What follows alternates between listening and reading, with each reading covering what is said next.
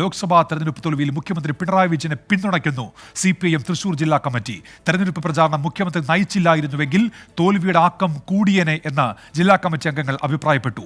കരുവന്നൂർ സഹകരണ ബാങ്ക് തട്ടിപ്പ് കൈകാര്യം ചെയ്തതിൽ പാർട്ടിക്ക് പോരായ്മയുണ്ടായി. തൃശൂർ മേയർ MK വർഗീസ് സുരേഷ് ഗോപിയെ പുകഴ്ത്തിയത് തിരിച്ചടിയായെന്ന് വിമർശനമുണ്ടായി. സൂരജ് സജ്ജിയുണ്ട് തൃശൂരിൽ നിന്ന്. സൂരജ്, എന്തൊക്കെ വിമർശനങ്ങൾ, എന്തൊക്കെ അനുകൂല നിലപാടുകൾ?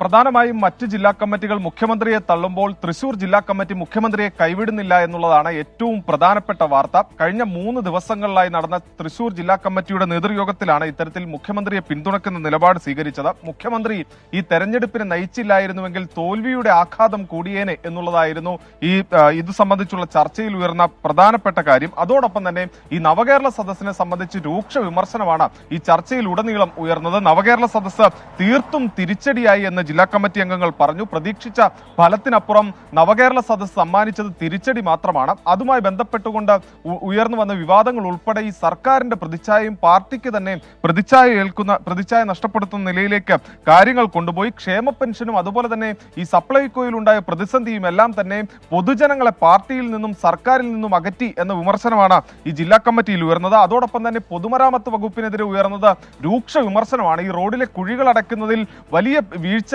അത് പൊതുമരാമത്ത് വകുപ്പിനുണ്ടായി. പ്രത്യേകിച്ച് ഈ തൃശൂർ കുന്നംകുളം റോഡിലെ കുഴി അത് തൃശൂർ മണ്ഡലത്തിൽ മാത്രമല്ല മറ്റു മണ്ഡലങ്ങളിൽ ഉൾപ്പെടെ ഇത് ചർച്ച ചെയ്യുന്ന തരത്തിലേക്ക് കാര്യങ്ങളുണ്ടായി.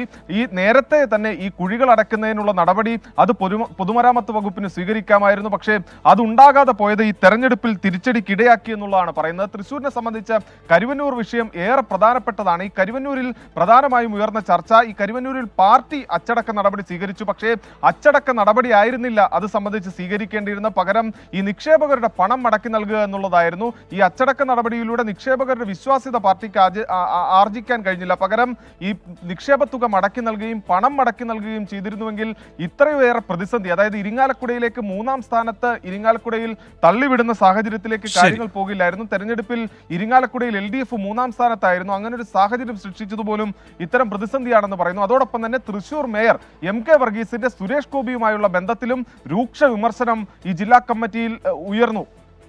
സൂരജ് സജ്ജിയാണ് തൃശൂരിൽ നിന്ന് വിവരങ്ങൾ നൽകിയത്.